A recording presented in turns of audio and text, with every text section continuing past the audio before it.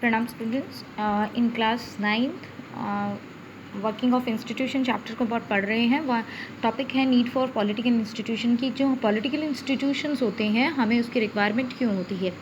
तो गवर्नमेंट्स जो वर्क करती है बेटा वो कैसे करती है। In this chapter in this paragraph we will learn कि गवर्नमेंट की अभी तक देखा कि गवर्नमेंट कैसे वर्क करती है और देश के अंदर डिफरेंट वेरियस टाइप की एक्टिविटीज़ कंडक्ट कराई जाती है, ये कंडक्ट होती है। तो उसमें जो कैसे गवर्निंग किया जाता है, सरकार उसको कैसे कंट्रोल करती है।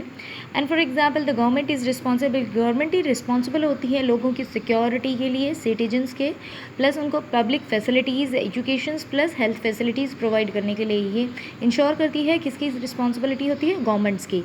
जितने भी टैक्सेस हैं कलेक्ट किए जाते हैं गवर्नमेंट्स पे, वो लोगों के वेलफेयर के लिए स्पेंड द मनी दस रेज्ड ऑन एडमिनिस्ट्रेशन पर्पज़ के लिए, डिफेंस के लिए या डेवलपमेंट प्रोग्राम्स के लिए जो सरकार है वो खर्च करती है।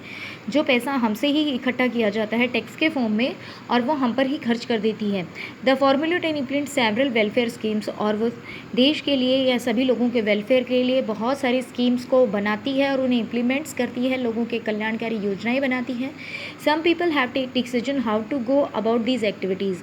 अब यहाँ पर है कि सम पर्सन्स जो हैं वो निर्णय कैसे करना होता है या कैसे मिलकर कुछ एक्टिविटीज़ पर निर्णय लेती हैं। Other have implements these decisions, और उनको इम्प्लीमेंट्स, उन डिसीजंस को इम्प्लीमेंट कैसे कराया जाता है। डिस्प्यूट अराइज, और उनके बीच अगर कोई डिस्प्यूट होता है डिसीजंस को लेकर या इम्प्लीमेंटेशन को लेकर, they should be one is determine what is right and what is wrong. तो ये कौन निर्धारित करता है कि क्या सही है और क्या गलत।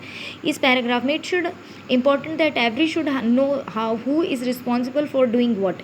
इसमें सबसे इम्पॉर्टेंट है कि प्रत्येक व्यक्ति को ये पता होना चाहिए कि अगर कोई भी डिसीजन इम्प्लीमेंट होता है या कोई भी डिसीजन लिया जाता है तो हु इज़ रिस्पॉन्सिबल, कौन इसके लिए रिस्पॉन्सिबल होगा फॉर डूइंग व्हाट, और उसके लिए क्या किया जा सकता है। That it is important that these activities keep taking place even the person in की पोजिशन चेंज।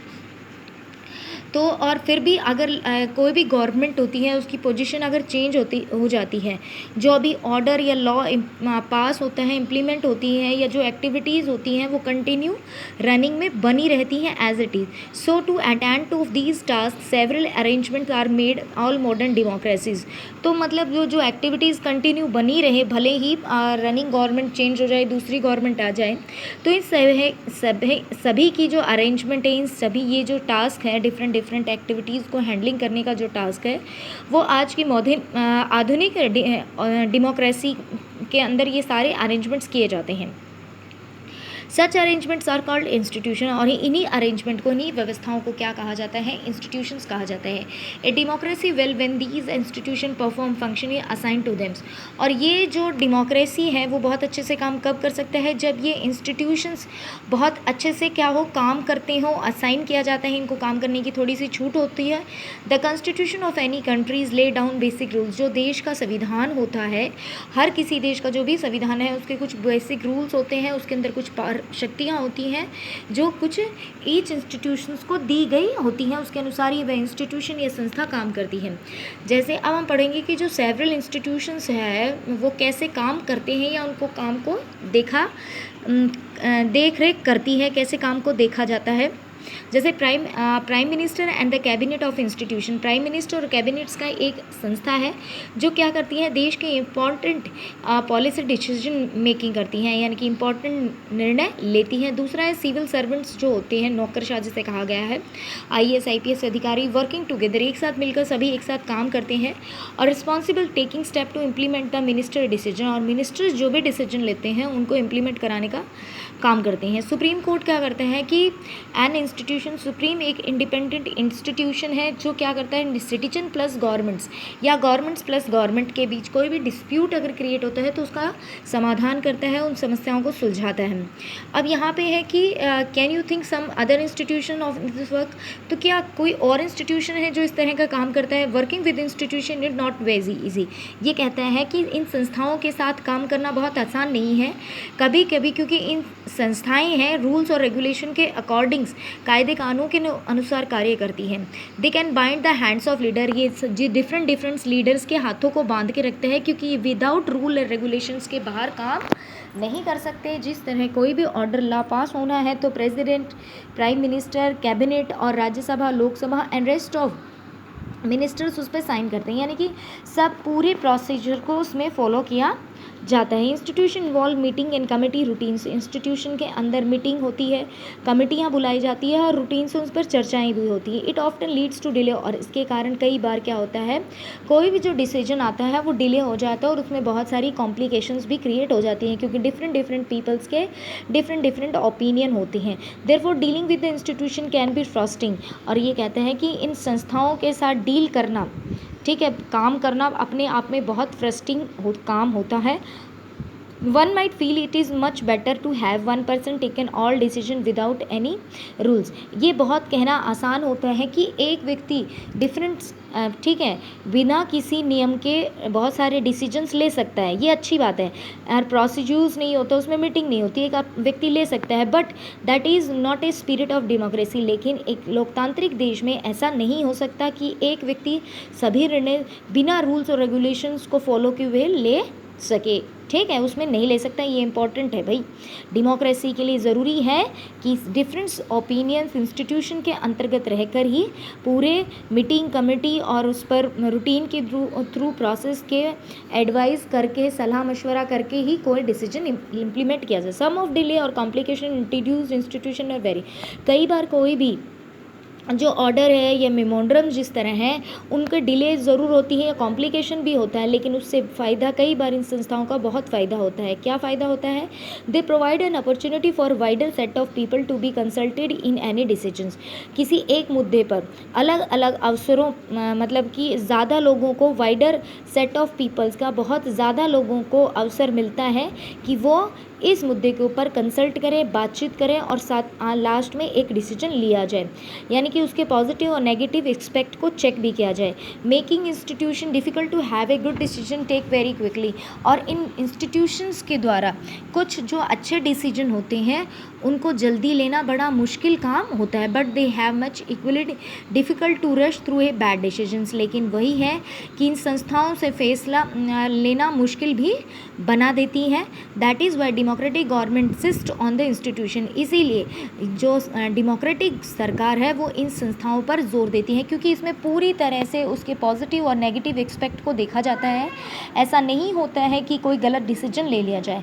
नेक्स्ट है पार्लियामेंट। पार्लियामेंट आपको पता है एक इम्पॉर्टेंट, पार्लियामेंट के 3 पार्ट होते हैं, जिसमें आपका प्रेसिडेंट हो गया है, आपका राज्यसभा, लोकसभा हो गया।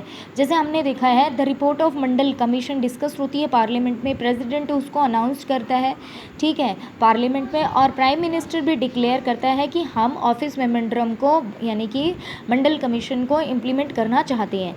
ये पूरा जो डिसीजन है डायरेक्टली टेकन नहीं होता, सीधा पार्लियामेंट से डिसाइड नहीं होता, बट पार्लियामेंट्री में इस डिसीजन के ऊपर जो रिपोर्ट तैयार की जाती है और उसको एक डिज़ाइन शेप दिया जाता है कि सरकार ऐसा काम करवाना चाहती है या रिजर्वेशन देना चाहती है।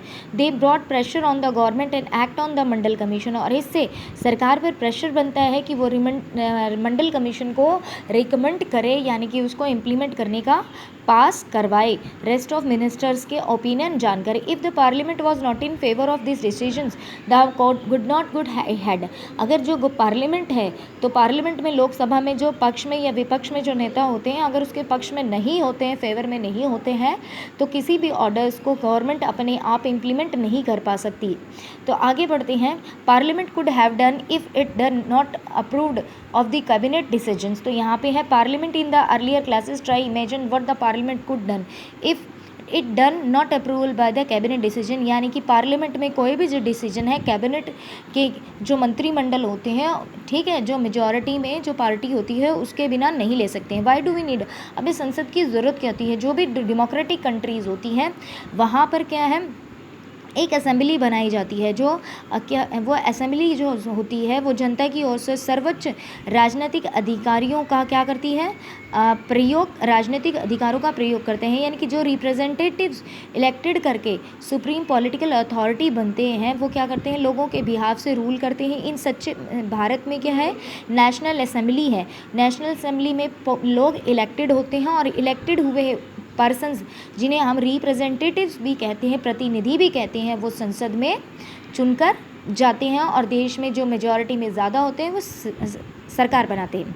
It state level, this is called, state level पर यानी कि एक राज्य स्तर पर उसको लेजिस्लेचर कहा जाता है या फिर लेजिस्लेटिव असेंबली कहा जाता है, विधान सभा या विधायिका कहा जाता है। इसके अलग अलग कंट्रीज़ में अलग अलग नाम होते हैं, ठीक है, लेकिन जितनी भी डेमोक्रेटिक कंट्रीज़ होती हैं वहाँ पर इस तरह की पॉलिटिकल अथॉरिटी होती है जो लोगों के बिहाफ से क्या करती है, रूल करती है या अपने पॉलिटिकल राइट्स का उपयोग करती है।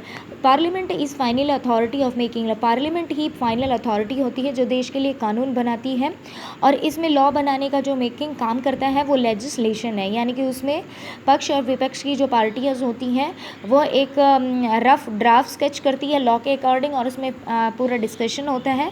फिर उसके बाद उस लेजिस्लेचर यानी कि उस सभा में ये विधायिका जो कानूनों को पास करवाने का काम करती है। Parliament all over the world can make new laws, देश के अंदर वर्ल्ड में सभी जगह जो संसद है वो क्या है, नए कानूनों को बनाती है, नए और जो एक्सिस्ट चेंज द, जो कानून पहले से बने उनको परिवर्तन करती है और कुछ कानूनों को ख़त्म किया जाता है और उनकी जगह नए कानूनों को बनाया जाता है। पार्लियामेंट, और ये कह रहा है कि पार्लियामेंट भी विश्व के जितनी भी डेमोक्रेटिक कंट्री हैं जहाँ पर पार्लियामेंट है, some control over the run the government, वो सरकार को भी कंट्रोल करने के लिए कुछ अधिकारों का प्रयोग करती हैं। In some countries like India is the control direct और फुल, लेकिन भारत जैसे देश में जो पार्लियामेंट है वो डायरेक्ट कंट्रोल किससे कंट्रोल हो रहा है, पार्लियामेंट से हो रहा है, क्योंकि संसद के अंदर पक्ष और विपक्ष की दोनों पार्टियां बैठती हैं और विपक्ष जैसे अभी हमारे विपक्ष में प्रेजेंट फेवर में जो रूलिंग पार्टी है वो बीजेपी की है, विपक्ष में आपकी कांग्रेस की है।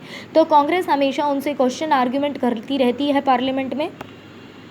These who run the government can take the decision only so long as they enjoy support of the parliament, और वही सरकार जो लंबे समय तक क्या है डिसीजंस बना सकती है, जो लंबे समय तक संसद में अपनी पूर्ण स्थिति में सरकार चलाने के फैसले जो लेती हैं, ठीक है, वही पूरे राइट्स को सीधा प्रयोग करते हैं। जिनके पास मेजॉरिटी में क्या होता है, वोट होता है, वही इंजॉय करती है इन शक्तियों का। Parliament control all the money the governments have in, संसदीय सरकार के पास जितने पैसे टैक्स के रूप में आते हैं उसका कंट्रोल सीधा पार्लियामेंट से होता है।